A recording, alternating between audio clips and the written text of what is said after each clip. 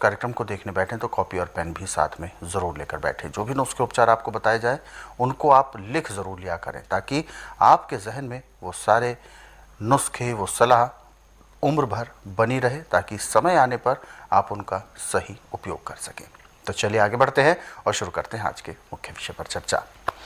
गुरुजी, आज के इस अंक में हम बच्चों को लेकर बात करेंगे, और ख़ास तौर पर वो माताएं, जो बहनें हैं जिनके घर में छोटे बच्चे हैं, वो उस कार्यक्रम को ध्यानपूर्वक इस समय देख रहे होंगे।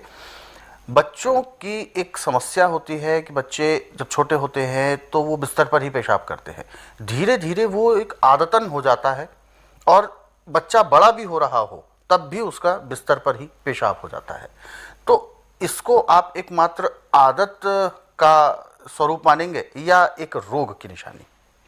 आदत है, आदत हो जाती है, रोग नहीं जी। परंतु इस आदत को बदला जा सकता है बड़े अच्छा, आराम से। अच्छा। सबसे पहले तो यह है कि जैसे दिन अस्त होने पे आए तो बच्चे को कोई भी लिक्विड चीज़ पीने को ना दे। अच्छा। और छुआरा पहले दूध में उबाला हो, दूध तो पिला दिया, छुआरे के टुकड़े रखे थे वो चावल को दे दे। पहले छुआरे को उबालना है दूध में और फिर उसको अलग निकाल लेना है। और उसको निकाल के रख लेना। दूध दिन छुपने से पहले बच्चे को पिला देना। जी। दिन नाश्त होने के बाद सोने से पहले छुआरे के टुकड़े वो बच्चे को खिला दे, बच्चा पेशाब नहीं करेगा। अच्छा। और लिक्विड चीज कोई भी दिन छुपने के बाद नहीं बच्चे को देनी।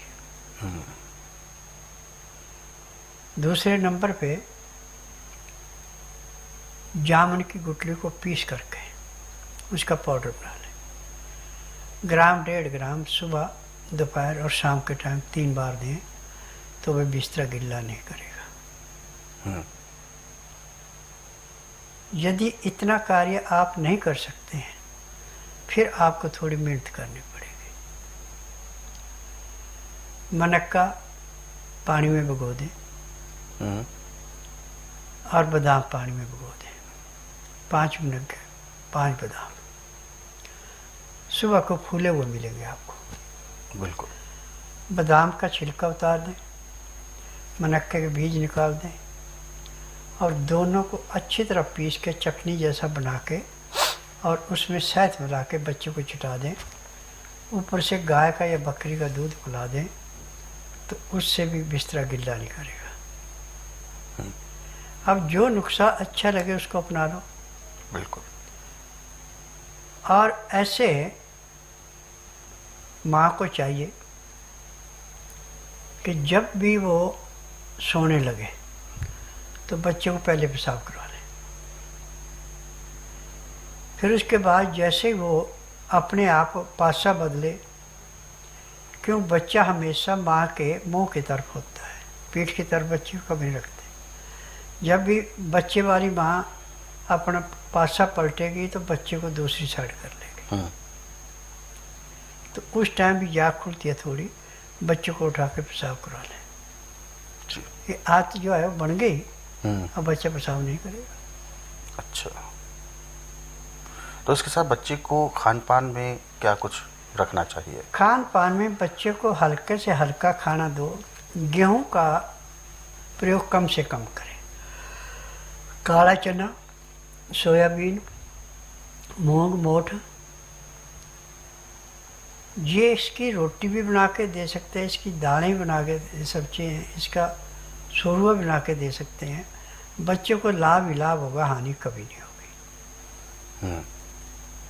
ये है। परंतु यहाँ पे जब बच्चा रात को सोता नहीं तो बोतल मुंह में लगा के निप्पल से दूध पिलाते रहते हैं जी।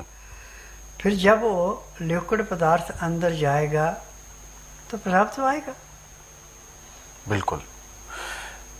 तो ऐसे में गुरुजी, जैसा कि लिक्विड का हमें ध्यान रखना पड़ेगा, ये सब चीज़ें कहते हैं बच्चा कमज़ोर होता है तो वो उसे पता भी नहीं चलता, पेशाब निकल जाता है क्या? जब आप बादाम और मनक्का शहद मिला के दे रहे हैं, बच्चे कमज़ोर होने को सवाल पैदा नहीं होता। अच्छा, बच्चे में अपने आप ताकत आती है। देखिए शहद जाते ही खून बन जाता है। अच्छा। बादाम स्मरण शक्ति बढ़ाता है, पाचन शक्ति बढ़ाता है, और यही काम मनक्के का है। जब तीनों चीज़ें ताकत की दे दी, बच्चे को ताकत पूरी है, हीमोग्लोबिन जितना उसको चाहिए पूरा, तो कहाँ से बच्चा कमज़ोर होगा। बिल्कुल। गुरुजी, जैसा कि बादाम की बात आपने करी, कभी कभी आप बादाम के सेवन के लिए बताते हैं कि उसको घिसकर अगर दूध में उसका जो क्रीम जैसा बन जाता है वो किया जाए, वो लाभदायक होता है। कभी खाने के लिए कहा जाता है, तो इसमें अंतर क्या होता है? देखिए, इसमें ऐसा है कि जब बच्चा पेशाब करता है जी। तो उसके अंदरूनी ताकत बहुत कम होती है। उस ताकत को बढ़ाने के लिए मनक्का और बादाम दोनों को पीस के चटनी बना के शहद मिला के देते हैं, तो वो सारी कमी दूर हो जाती है। अच्छा। और बच्चे की स्मरण शक्ति बढ़ानी है और बच्चों को रोग मुक्त रखना है, तो पहले बादाम को भिगो के छिलका उतार दें, फिर उसको पत्थर पे जैसे चंदन घिसता है ऐसे घिसे, फिर दूध में मिला दें। आप 1 या 2 इलायची के, छोटी इलायची के दाने पीस के भी उस दूध में मिला दें, और पीते समय उसमें शहद मिलाएं। तो एक तो बच्चे की तीव्र बुद्धि होगी, और बच्चे को किसी किस्म के रोगों से लड़ने की पूरी ताकत मिल जाती है अंदर। कोई भी कीटाणु अंदर जाएगा और नष्ट हो जाएगा। बिल्कुल। ये भी इसका प्रभाव है।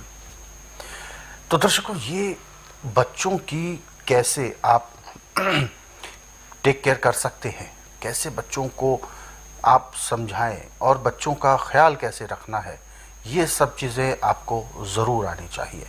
क्योंकि बच्चे बहुत शांत स्वभाव में भी होते हैं, बच्चे बड़े संवेदनशील होते हैं, और ख़ास तौर पर जब बच्चे छोटे होते हैं तो अपने एक्सप्रेशंस वो नहीं दे पाते हैं, यानी वो लैंग्वेज में जो आपको जो समझने वाली बात है वो नहीं हो पाती है।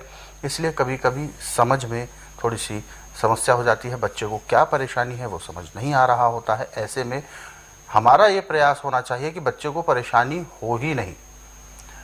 तो इसीलिए बच्चे का खान पान अच्छा रखें, बहुत ज़्यादा भारी वस्तुएं ना, जो भारी भोजन होता है वो ना कराएं, और ख़ास तौर पर ध्यान रखें बाहरी चीज़ें जो कि जीभ के स्वाद को तो अच्छी लग सकती हैं, जो वयस्क होते हैं वो तो किसी तरीके से पचा लेंगे, लेकिन बच्चों को अगर आपने खिलाया, बाहरी जो चीज़ें होती हैं वो उनको ज़रूर नुकसान कर जाएंगे। और बचपन में किया गया नुकसान ये जीवन में आगे भी इसमें अड़चने आती हैं, बच्चे के शरीर में दिक्कतें उत्पन्न होने के चांसेस बन जाते हैं। तो इस बात का आप ध्यान रखें कि ऐसा कुछ भी ना हो, और बच्चों को बिल्कुल सुपाच्य सेहतमंद भोजन ज़रूर कराएं। ऐसे बहुत सारे नुस्खे हैं, बहुत सारे उपचार हैं, जिनको आप पढ़ना चाहते हैं तो स्वस्थ विचार पुस्तकों के जरिए पढ़ सकते हैं। ये पुस्तकें गुरुजी के अथक प्रयासों के बाद, कई वर्षों के अध्ययन और अनुभव के बाद तैयार की गई हैं। तो ये पुस्तकें आप अपने घर पर मंगवा सकते हैं कोरियर या डाक के माध्यम से। इसके लिए आपको हेल्पलाइन नंबर्स पर कॉल करना है, नंबर आपके टीवी स्क्रीन पर है। और यदि आप इस कार्यक्रम से अभी जुड़ना चाहते हैं तो आप हमें कॉल करें, या आप हमें व्हाट्सएप के जरिए अपना मैसेज भेज सकते हैं। व्हाट्सएप मैसेज में आप अपना नाम लिखें, उम्र लिखें, कहाँ से बात कर रहे हैं और पूरा सवाल। तो चलिए आगे बढ़ते हैं, और जो दर्शक हमारे साथ लाइन पर जुड़े हुए हैं आइए उनको शामिल करते हैं कार्यक्रम में और जानते हैं कौन है हमारे साथ पहले दर्शक। हेलो। हाँ सर, प्रणाम सर। नमस्कार, क्या शुभ नाम है आपका? राजू कुमार सर। कहाँ से बात कर रहे हैं आप? जहानाबाद, बिहार। जी, सवाल बताएं, गुरुजी आपको सुन रहे हैं, कहिए। जी गुरुजी, से हम पूछना चाह रहे हैं गुरुजी, काफी टाइम से हमको 3-4 महीना हो गया जख्म हो रहा है, और जख्म पक जा रहा है, ठीक ही नहीं हो रहा है। 2-3 जगह पर जख्म हो गया है, कट गया है। देखिए, मैं नाड़ी वैद्य हूँ, ना मैं आपसे बीमारी पूछूंगा, ना कोई टेस्ट रिपोर्ट मांगूंगा।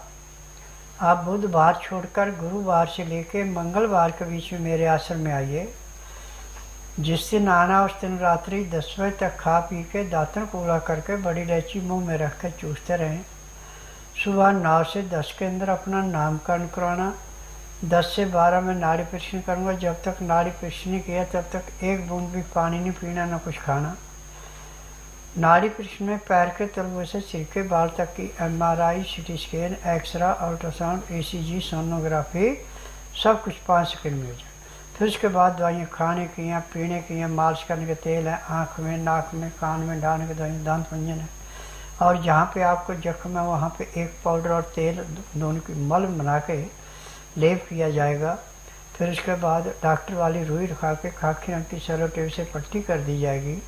पट्टी करने के आधे घंटे के बाद तो आपको वहाँ दर्द नहीं रहेगा। और 24 घंटे बाद जब पट्टी खोलेंगे तो जो जख्म आपका फैलता जा रहा था वो सिकुड़ता हुआ मिलेगा। तो बिल्कुल आपकी जो समस्या आपने बताई है ये बिल्कुल ठीक होगी और इसके लिए आपको स्वस्थ विचार आश्रम आने की सलाह दी गई है। किसी भी प्रकार की जानकारी के लिए हेल्पलाइन नंबर्स पर आप कॉल कर सकते हैं। नंबर आपके टीवी स्क्रीन पर है। दर्शकों, यदि आप इस कार्यक्रम से जुड़ना चाहते हैं तो आप हमें कॉल करें या आप हमें व्हाट्सएप के ज़रिए अपना मैसेज भी भेज सकते हैं। व्हाट्सएप मैसेज में लिखें आप अपना नाम, उम्र, कहाँ से बात कर रहे हैं और पूरा सवाल।